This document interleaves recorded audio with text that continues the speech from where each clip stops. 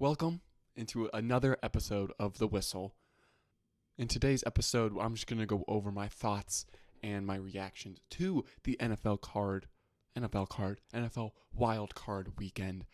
Some great games, some blowouts, but overall, I'd say it was just a successful weekend in terms of entertainment from the NFL. So let's go into it, starting with the first game, which was on Saturday. The San Francisco 49ers defeated the Seattle Seahawks 41-23. This game was a lot closer in the first half than I thought it would be. I kept watching this game with the anticipation that the 49ers were going to pull away at some point, or the Seahawks were just going to fall behind. And that eventually happened in the second half. But to see the Seahawks go into halftime with the lead was a little shocking, I'm not going to lie. I was really kind of rooting for the Seahawks, even though in my last podcast I did say that the 49ers would win, and I think they would win handily. There's nothing much to say. Brock Purdy played excellent. Their defense played well enough, holding to 23 points. That should be enough for your offense to win, regardless of who your quarterback is in the playoffs with their weapons on the offensive side of the ball. I don't really have much of an opinion. I think this was one of two games that was close, and people didn't really think it was going to be close. So that kind of makes the interesting part. San Francisco does move on, and now they're going to host another game in the divisional round, but we'll get to their matchup later on. The next matchup was later that night when the Chargers visited Jacksonville to play the Jaguars, and they blew a 24-point lead. A 24-point lead. I watched this game with my dad. All right, to start, and I was hoping for a good game because the Seahawks game kind of fell flat towards the end, and I didn't really have any skin in the game. I did predict the Chargers to win, and I did feel good about them going up 24-0 in the first half. And Trevor Lawrence, just unlucky pick. Unlucky picks. Some of them were his fault, and it's just like he threw one to the flat on the right side of the field. I guess he was looking left, looked right, saw his guy open, just threw it, and he didn't see the corner playing in cloud coverage, which is playing the flat on that side, and didn't really see him, and I was just picked off. And just like once that kind of happens, like that was the fourth pick or third pick, that's just unfortunate. The second pick, it's fourth down, can't really blame him on that. No flag, I'm not going to get into that. First flag was deflected, right? Yeah. Just that's one's unlucky. He's got to know that. Joey Bosa made a good play. I think it was tipped actually before Joey Bosa. And then the final one, I don't really remember. I think it was just like a bad pass, and it was just a great play by the corner. So it's like, yeah, you can blame him for those, and he should be blamed, but he came back and rallied in the second half. And from a young quarterback who has all of the potential in the world, probably the most potential in the NFL right now, you love to see it. And now for the Chargers, I think this is more of a storyline for the Chargers than it is the Jags. The Jags, if they won this game, holy W for a season. If they lost this game, oh well, we'll come back next season stronger, and they'll be favored to win the division for sure. But for the Chargers, you were up 24-0. You caused 5 turnovers. There was a muff punt, or not. The night for the Jags, the punt hit the player in the back of the helmet while he was running down the field. That's just unlucky, right?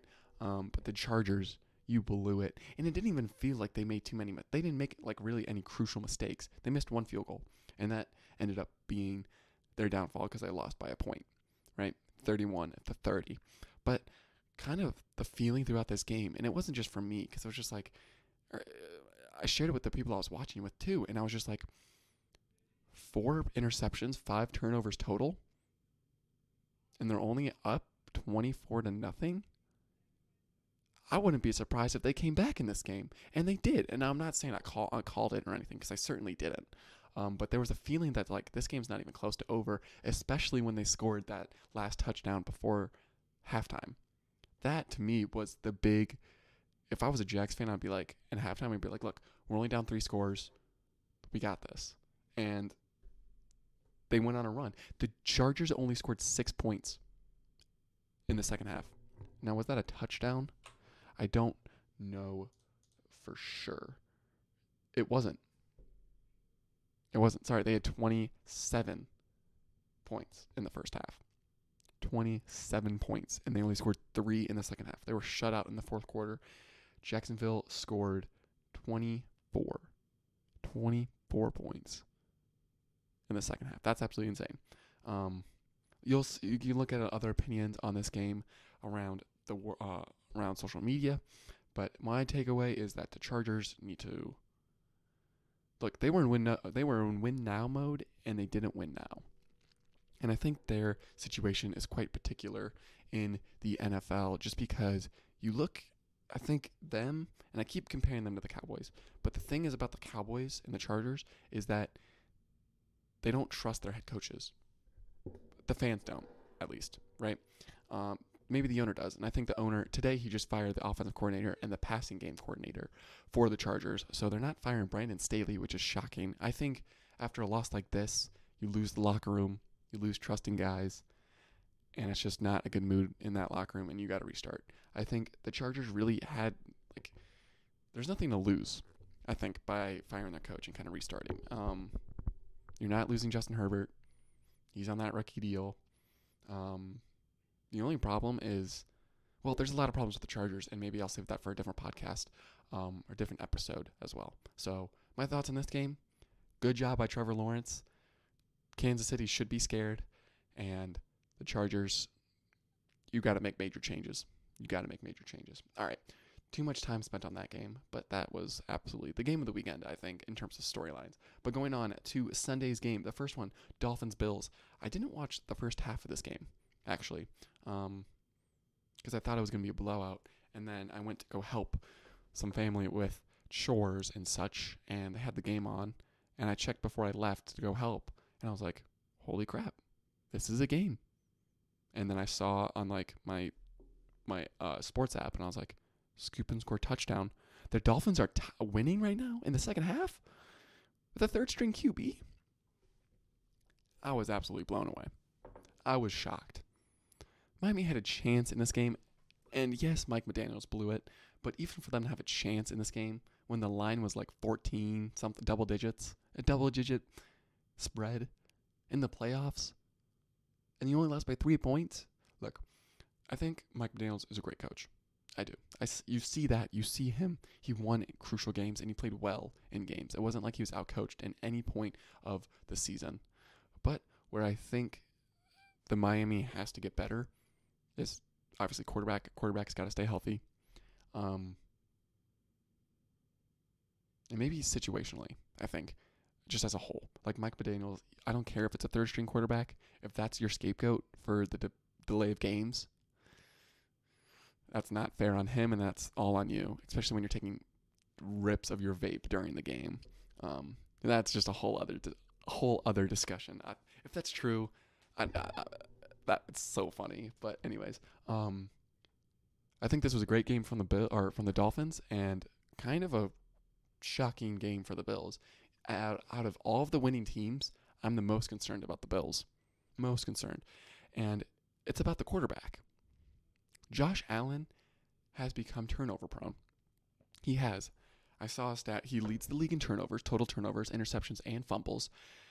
And he can't play like that. This team cannot afford that. So it's going to be interesting to see how they play the Bengals. Who did I pick? I think I picked the Bengals to win this game. Or maybe I'll have to go back and check. But I'll do my picks another time. But that's going to be a really interesting matchup. And that key for them is, can Josh Allen protect the ball? He didn't do it this game, and they almost lost to a third-string quarterback at home. And now they're at home against Joe Burrow.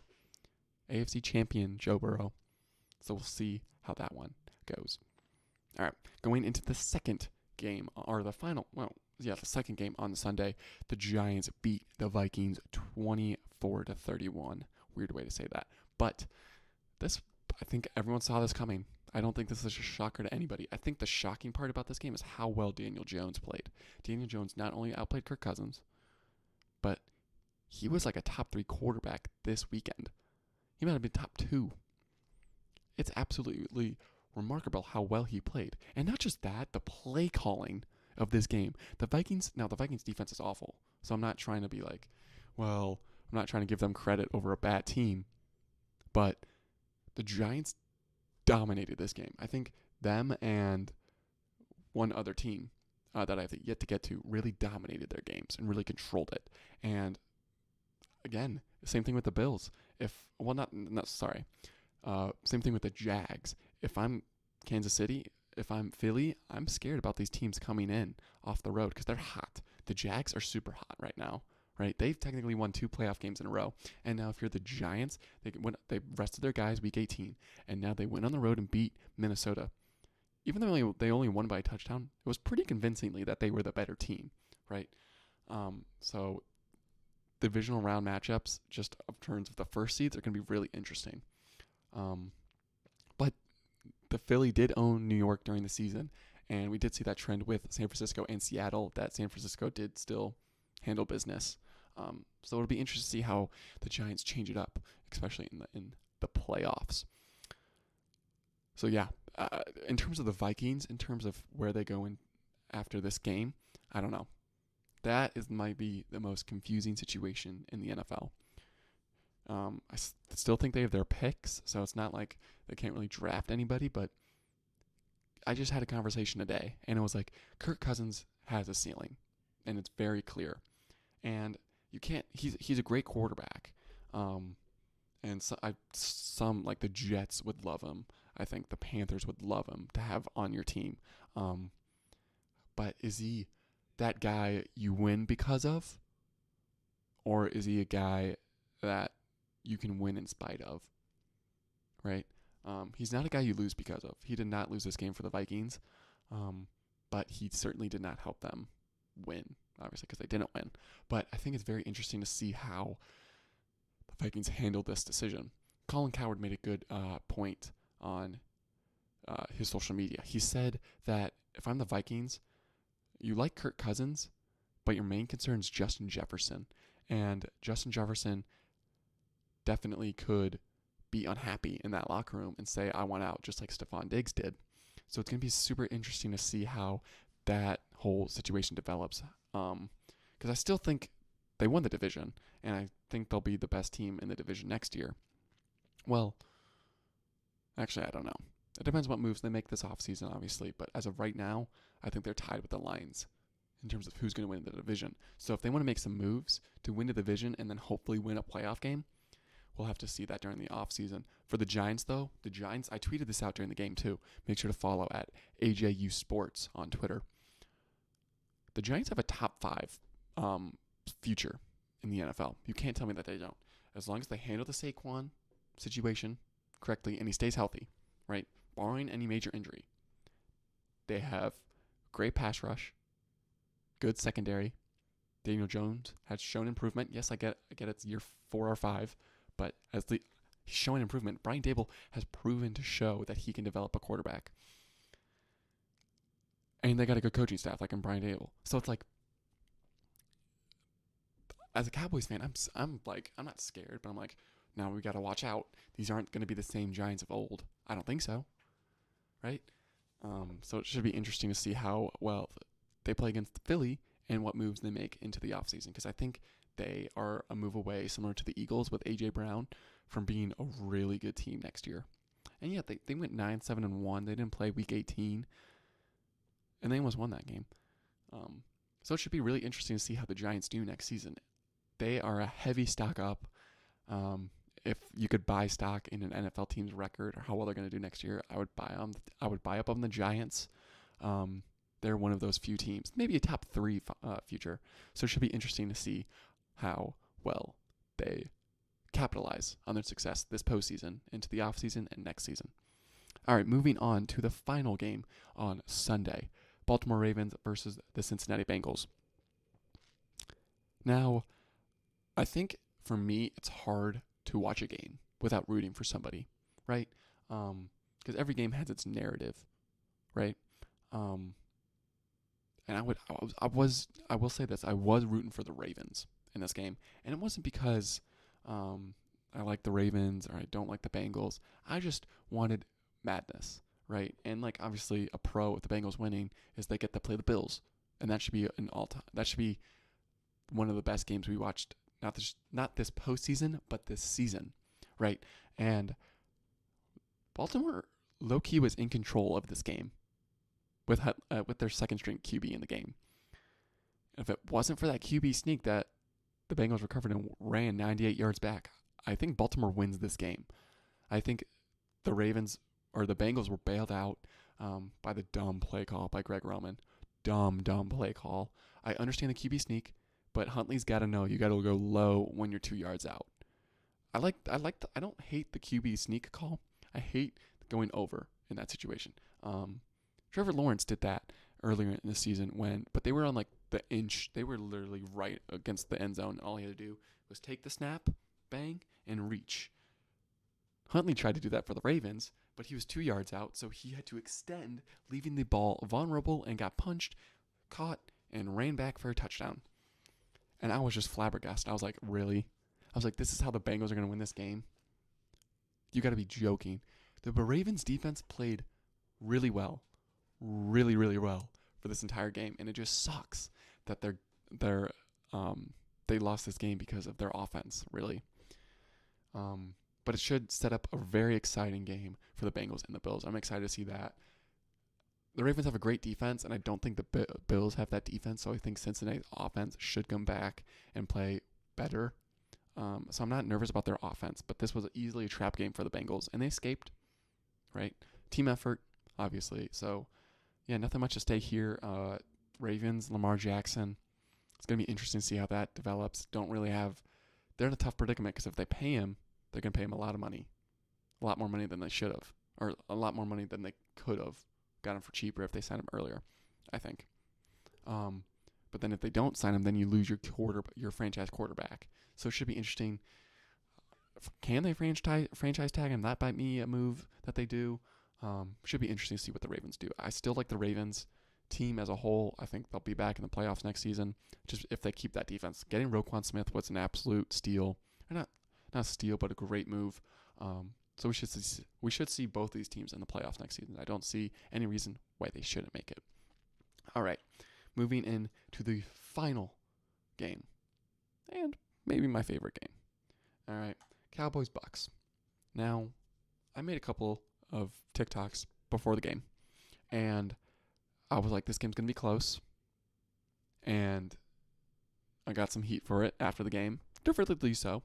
I did not expect this game to be a blowout. It was a blowout. This was probably the most lopsided game of the weekend, of the wild card round. And the people, it's kind of astounding to see how wrong people were about this game. And it's more in the sense of the people that were wrong about the Bucks, right?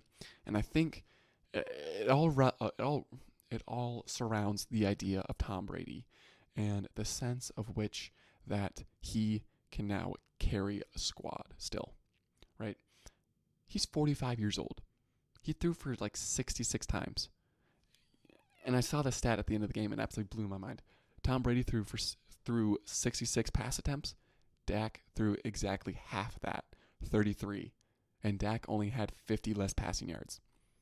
Isn't that insane? I will get to Dak in a second.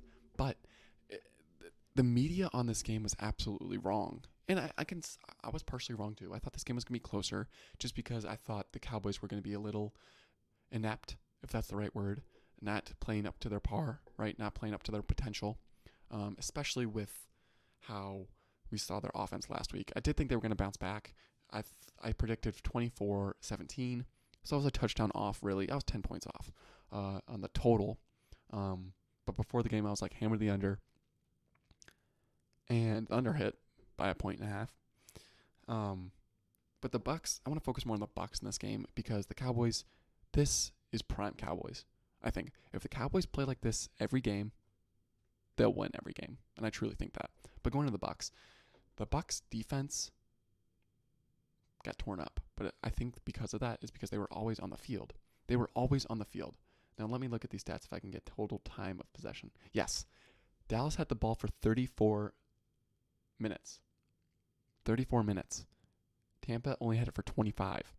So not only is their defense on the field for more time, but they're getting Dallas had 4 drives of 80 plus yards. So not only are you on the field for a longer time, right? So you don't get that much break, but you're on there for a long time. It's not a quick touchdown, right? It's not a quick drive. It's a long drive, and you're just like, ugh.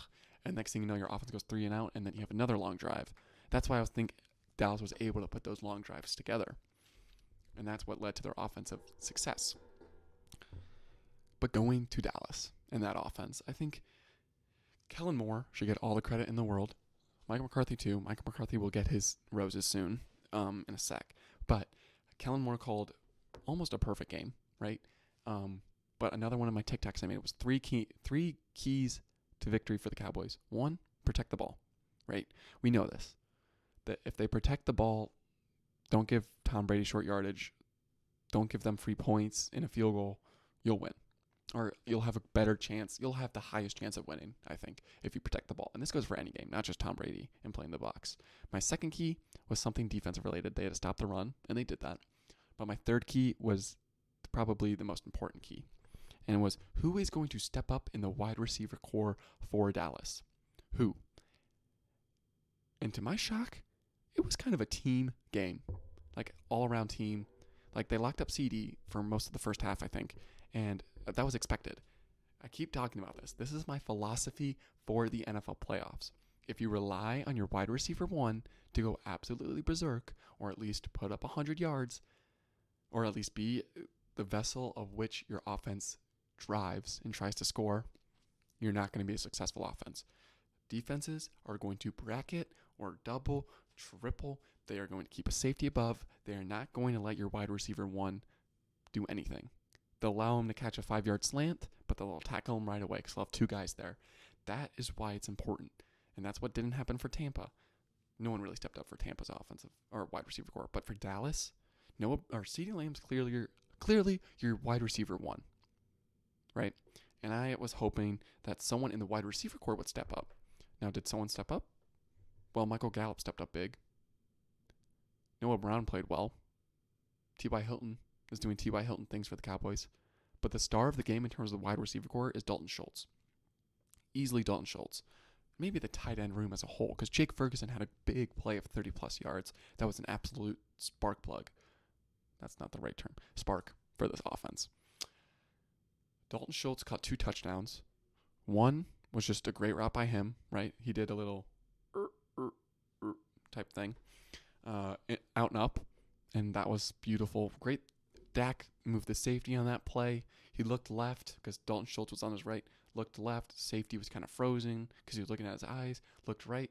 Threw it for the touchdown, for the first touchdown of the game. Now, the second one was just, I think, chemistry between Dalton Schultz and Dak Prescott. And this is why Dalton Schultz is probably going to stay in Dallas. Dalton Schultz is maybe an average run blocker in general. But I think his off-script improvisation skills with Dak are top of the league, at least in terms of duo. They're up there with like the Travis Kelce, Mahomes duos and all that. Now that's not a Hall of Fame duo. This is almost an elite duo when they're fully healthy. You look at the stats. I think the stats will back it up. But I think that second touchdown when Dak rolled left was looking. Schultz came back off script and caught it. I think, and Dalton Schultz had tons of receiving yards throughout the game.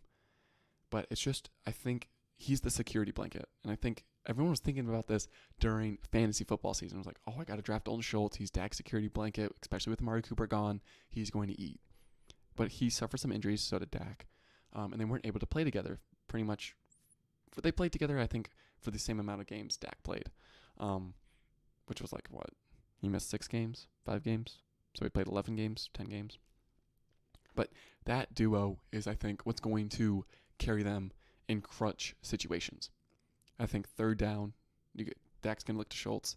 I think red zone, he's going to look to Schultz, right? Because CeeDee's going to be bracketed. If you don't think the 49ers are going to bracket CeeDee Lamb, they're done for. That's what, if you look at the Philly game, Philly did not bracket CeeDee Lamb in the first half. CeeDee Lamb went for 100 yards, 2 touchdowns. My point exactly. CeeDee is that guy. that can be your wide receiver one.